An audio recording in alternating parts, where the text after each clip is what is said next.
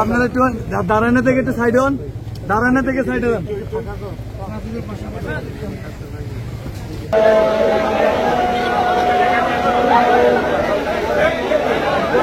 জালেম সরকার আমাকে যাবজ্জীবন কারাদণ্ড দিয়েছিল।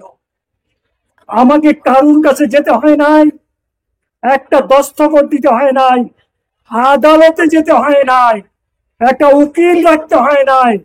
আল্লাহ মেহরবানি করে আল্লাহ পাক আমাকে এমনি ভাবে মুক্ত করে দিয়েছেন। সবাই বলে আলহামদুলিল্লাহ।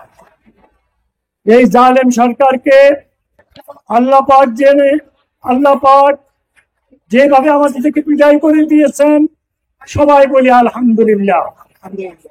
ভাইয়ের আমার, সামনে আমি আসব, আপনাদের সাথে কথা বলবো, অনেক কিছু বলার আছে।